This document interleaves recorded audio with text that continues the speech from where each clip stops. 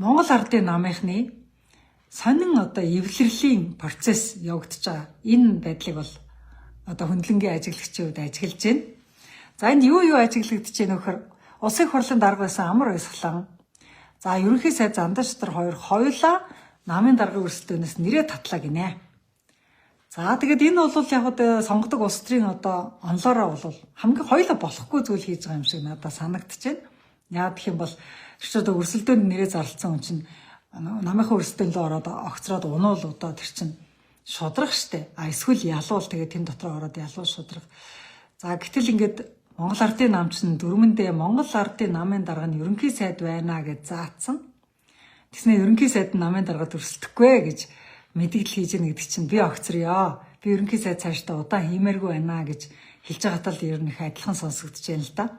Тэгэхээр зэрэг ерөнхийдөө нэг талдаа иргэдийнхэн цалинг нэмнэ 5 жилийн төлгөө батлаа энэ гэдэг нэг тийм урт хугацаанд засаглах гээд байгаа юм шиг юм том юм яриад байгаа боловч нөгөө талаараа яг улс төрийн одоо словарыг эргүүлээд үзэхэд улс төрийн хэлээрээ бол би удаан засаглахгүй би энэ дуудахгүй намын дарга гарч ирээд ерөнхий сайдаа аавна үсттэй би бол зүгээр төрдөө өнөөдөр төсөөл батлуулчих цааш нь тэгээ та нар бус тийм тодтогод явна үсттэй гэсэн маягаар энэ Зандаштарын үйл ажиллагаа явчуу гэж тэгж одоо уншигдэж байна. Одоо юунаас харахад бол за тэгээд ардын намынхан ч сүүлийн үед одоо хоорондоо тэрвэрлсэн хуучин дарга нар нь эвлэрж байгаа шүү, эвлэрийн шүү гэсэн тэн залуу гişүүд нь болохоор жагсаалтын залуу гişүүд нь болохоор бүгдээрээ эвлэрчээл та гэж хэвлэлийн баг хурлын юм нэг намынхаа их хурлын өмнө бол нэлээд их тийм одоо мессеж хайж ах шиг байна намынхаа гişүүдэд яг намын гişүүд нь гарч ирээд одоо яг ямар хүнийг намынхаа даргаар сонгох юм тэд нар одоо ингээд маргааш нэг өдрөөр шийдээд өччих гэж ах шиг байна. За тэгээд энэ дотор завсар нэг хүн бол одоо намын даргын өрсөлдөөнийг ингээд чих тавин хараад амьсгаа дарын чагнаас сууж байгаа нэг хүн байгаа. За тэр нь болохоор улсын их хурлын гишүүн Булган Туяа. За яагаад би улсын их хурлын гишүүн Булган Туяаг намынхаа даргын сонгуулийг амьсгаа дарын чагнаж байгаа гэж харж байгаа гэхээр Булган Туяа улсын их хурлын гишүүнээс эргүүлэн татагдахгүй юу гэдэг нь Монгол ардын намын шинээр сонгогдох дарга нь үндсэн хуулийг дээдлэхүүгүй юу гэдэг асуултад яг ингээд зэрэгцэд орж ирнэ гэсэн үг.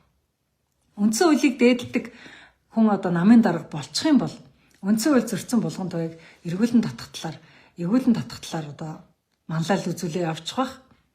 Үндсэн хуулийг хэдүүлээ нийлээд тоохгүй хаяа одоо Монгол ардын намал нэгдэжээвэл дотроо л эвтэй байл үндсэн хууль бидэрт хамаагүй гэдэг ийм хүн одоо намын дарга нь болчих юм бол Булган Туяа аймаа аврагдаад улсын хурлын гишүүнээр хэвээр үлдэх гээд байгаа юм шиг байна.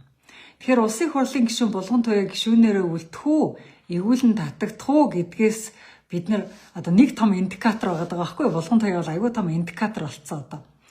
Булган Туяа дээр ямар одоо улс төрийн шийдэл гарах вэ гэдгээс хамаарат ард түмэн бид нар Монгол ардын намын дараагийн дарга нь үндсэн хуулийг дээдэлдэг дарга гарч ирэх нөө, уландаа гიშгдэг дарга гарч ирэх нөө гэдгийг л бид нар хэмжиж болох юм байна. Тийм учраас би одоо хэн болох ч байгааг нь бол мэдэхгүй. Тэр намынх нь мэдж байгааз, хэнийгээ сонгохоор намын гишүүд нь мэдж байгааз. Зүгээр иргэдийн хувьд бол бидний хөндлөнгөөс харж байгаа бидний хувьд за шинээр гарч ирсэн дарга нь ямар манлайлал үзүүлэх нь Булган Туяа дээр яах нь энийг хэдүүлээ хараа суужээ. Яг тэгвэл саяын 7 хоногт бол Булган Туяа дээр хинч зоригтой шийдвэр гаргасангүй бүгд нөгөө дараагийн сонгогдох даргийнхаа манлайллыг хүлээгээд командыг хүлээгээд ингээд өнжөөчлөө. За өнжөөхтэй эднэр их залтай дэд даргаас нь огцрууллаа гэж одоо бүлгийн шийдвэр гаргаад дэд даргаас нь огцрууллаа гэж хэлээд тэгээд дэд даргаас нь огцруулж өгөөд Бат Эрдэнэ гишүүнийг дэд даргаар нь солиод сонгоод өгчлөө. За харин эргүүлэн татах асуудлыг төрийн байгуулалтын байнгын ороо хилцэхтэй байсан хилцээгүй төрийн байгуулалтын байнгын ороо чуулган руу оруулах хэрэгтэй байсан оруулсангүй. За энэ дээр л одоо Монгол ардын намын даргын сонгуулийг хүлээгээд байгаа мó гэж харагдлаа. За энэ ташрамд бас нэг инээдтэй сонин надад санагдсан зүйл нь улсын хурлын одоо Монгол ардын намын улсын хурл дэх Монгол ардын намын бүлгийн даргаас огцруулсан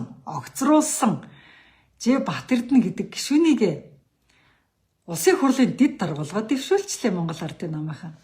Айгүй сонио огцруулсан хүнээ шууд маргааш нь дэвшүүлээд одоо ингээ улсын хурлын дэд дарга болгочлоо. За ингээд улсын их хурлынхаа ардсан намынхаа биш улсын их хурл доторх Монгол Ардын намынхаа бүлгийг базаж чадахгүй, нэгдмэл байлгаж чадахгүй тас хоёр дундуур нь хагалсан Бат Эрдэнэ гэдэг хүн одоо улсын их хурлыг одоо нэгтгэж удирдах баг дотор ингээд ороод ирд юм байна. За тэгээд улсын их хурл маань одоо ямар хөө урал болох нь одоо ингээд хэдүүлээ харцгааж байя.